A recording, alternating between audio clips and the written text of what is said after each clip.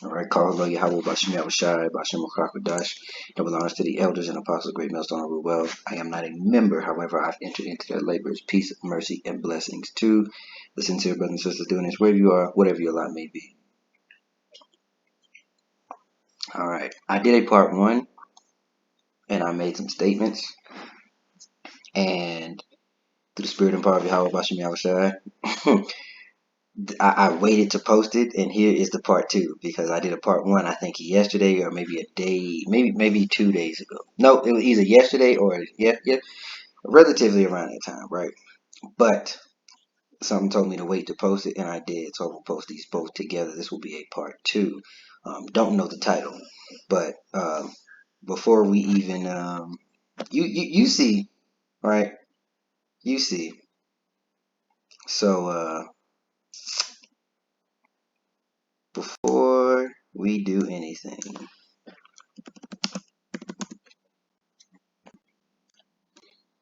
All right, two witnesses. It might be a little farther. The seventh trumpet. Yahweh's reign foreseen. Oh, well, we need earthquake. 10th part of the city fell. Earthquake in the 7,000. No, hold on. So yeah. Straight to the point. 11 and 14. Revelation 11 and 14. The second woe is past. That is World War II. And behold, the third woe cometh quickly. That will be World War III. If you need any an expounded or an exhaustive lesson on that, just type that in and add GMS to it or add hashtag GMS, however you do it, and you will find that. Or just look up Revelations 11 or Revelation 11, and you will find an exhaustive lesson or a few exhaustive lessons. But I want to get the word woe. Why? Strong's G 3759. Uai. Uai.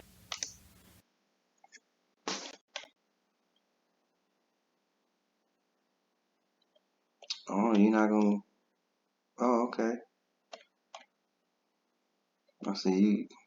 Oh, they gonna make you dig for that one. You gonna have to go somewhere else and find woe. But the word woe is synonymous with destruction. But you can go to these different ones. Go to these different precepts and look them up as well. See, but woe unto you that are rich, ye have received your consolation, right? Woe, death, destruction. That's what it's likened unto. All right, I see they started making some changes when the prophets started coming. when the real prophets, the men of GMS and those brothers who preach the like doctrine, when they started going into this word, they started making these little subtle changes because you know that's what they do. All right, let's get into it real quick. Let's see what we got here because I haven't read it yet, so I'm just gonna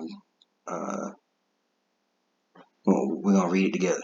All right, for the first time since the Cold War, conflict with a armed peer, and that's what I stated in the last video, is that it's been too long since these fools, these devils, have gone up against somebody with a standing army that matches them technologically, with that matches them with the sword because they're Edomites as well. They were blessed with the sword, and that's according to Genesis 26. Let me get it. Or is it 27? You know that they were blessed with the sword. Yeah, there we go. So Genesis 27 and 40. And by thy sword shalt thou live, and shalt serve thy brother, and it shall come to pass when thou shalt have the dominion that thou shalt break his yoke off thy neck. But the point is this is Jacob. I'm sorry. This is Isaac giving Jacob or giving Esau his blessing. Because Esau sold it, he was carnal and had no forethought towards the latter end. He's carnal. He just wanted what he wanted when he wanted it. Gave up that birthright, but we all know and understand, if you are of the truth, that this was ordained, and the Lord will work in a way according to how He sees fit, because His ways are not our ways. Right? He will work a way and let the story play out the way He sees fit. Is it 55? Let's see what. No, that's 59. Because I want my ways and not your ways.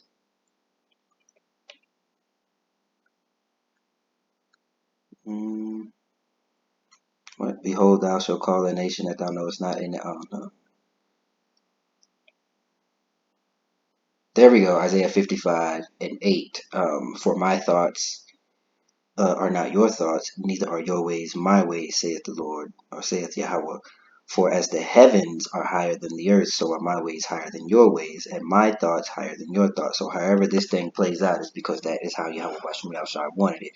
Whatever twist and turn this story takes, whatever plot twist happens, that was ordained by the Lord, and however He does it is how He does it, and prophecy will come to pass. Point blank, period. All right, let's see. Navy Admiral Charles Richard, commander of U.S. Strategic Command, declared on Wednesday. Well, I don't know much about A and Navy, but if it's Stratcom, um,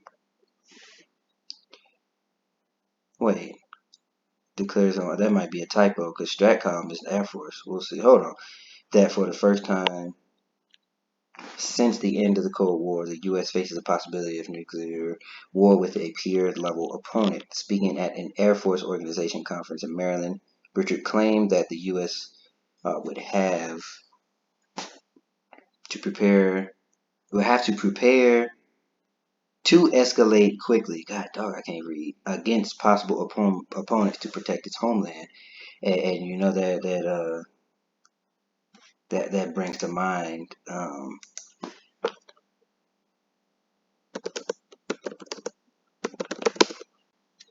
not only this one, right? Not only standing afar off fear from torment, saying, Alas, alas, the great city Babylon, the mighty city, has fallen. For in 1 hour is thy judgment come. Of course, that comes to mind.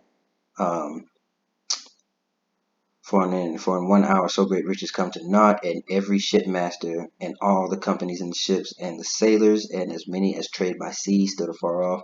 And that's how you know that Babylon is here, in the continent of North America. It is not the Vatican. A lot of trade, and if you look into business law and UCC laws, a lot of things that you have to do, especially with being admiralty laws and shipping. I can't remember the college, the headquarter for the college, for being a maritime, like being a ship container captain or upper deck or lower deck. I don't remember the name of the school, but that headquarters, I believe, is in New York. So just prophecy all around. Prophecy is all around. Everything comes here. Everything is traded through here to include people, children. But you have this, and there's another scripture that says, oh, that brings me to mind because he sought to defend the homeland. Is it I?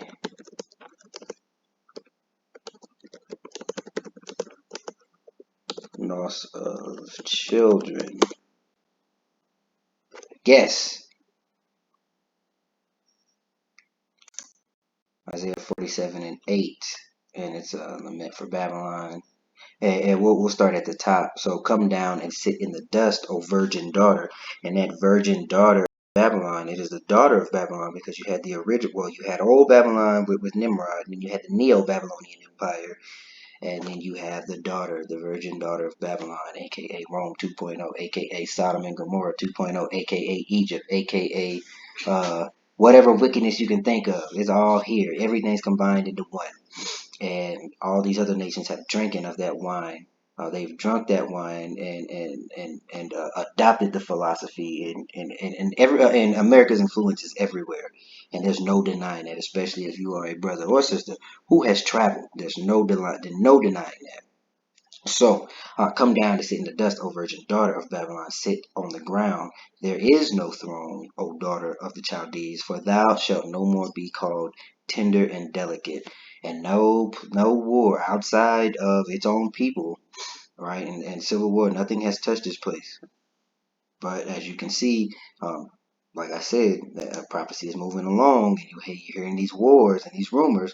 But though it tarry, right? Like I said in the last one, though it tarry, or like the word says that I repeated in the last video, though it tarry, or just wait, because when it does come, it won't tarry. When it hits, when it's time to go, it's gonna go.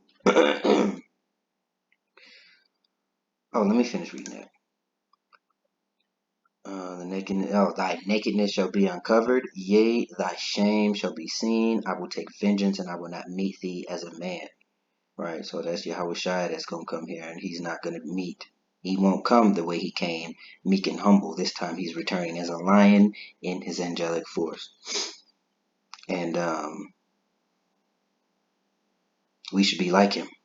Not only that, we're going to be like him. As for our Redeemer, Yahweh of hosts is his name, the Holy One of Israel, because there is no justice here outside of that. You will never get justice. You will never be treated. You will never get the proper recompense until these prophecies come to pass, and that's just it.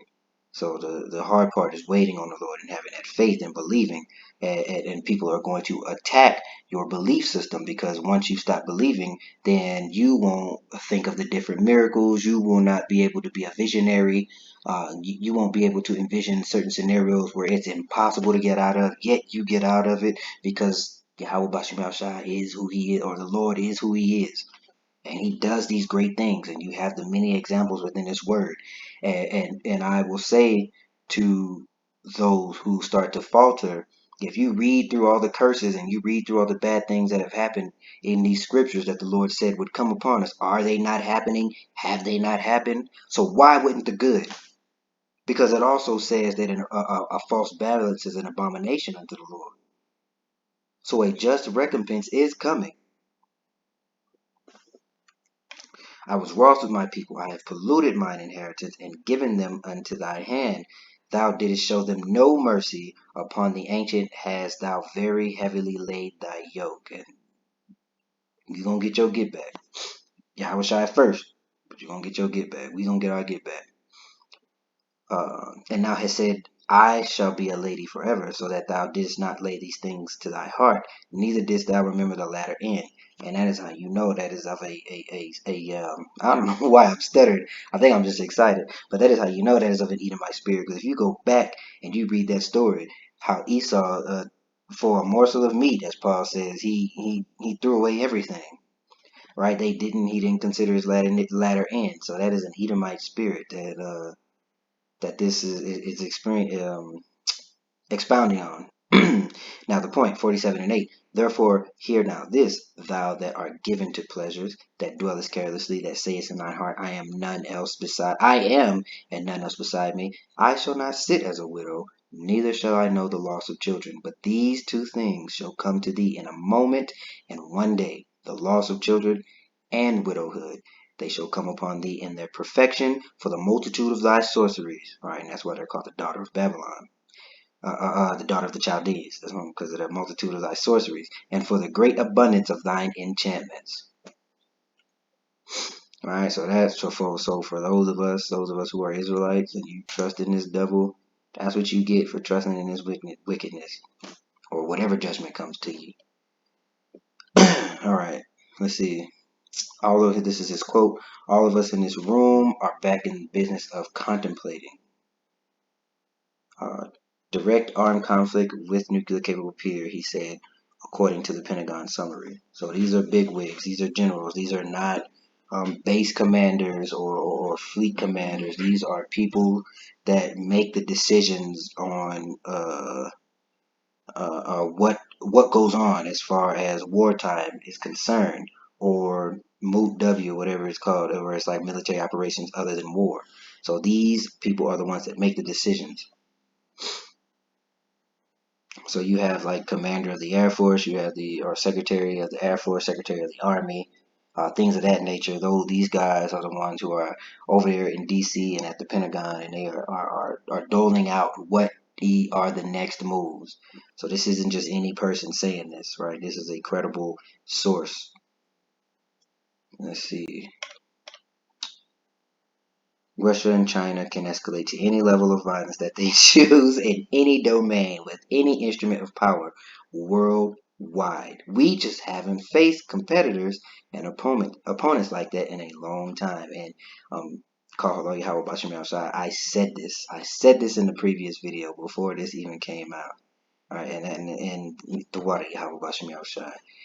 In the eyes of Moscow, the U.S. is currently locked in a proxy conflict.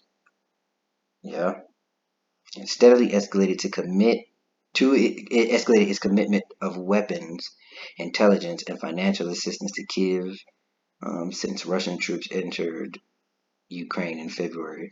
And I have my own personal thoughts on Ukraine and why they have to dole out so much money to Ukraine, just like they dole out so much money to the how do I say this? To the false people in a land that was promised. They're claiming to be the people of the Bible, but they're not. So I think the leader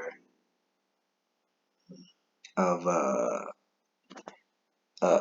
in Ukraine is probably one of them, and that is why the guard dog of those people, which is Babylon the Great, is forking out so much money. Meanwhile, they cannot even help their own.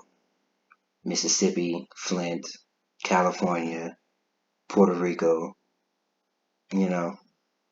But that's another story for another day. So I just wanted to grab this. I happened to open up RT News and saw it, and I was like, interesting. And that's also interesting. And I will do my best to link these in the description box. If not, you have the title. You can find it on your own. So with that being said, shalom.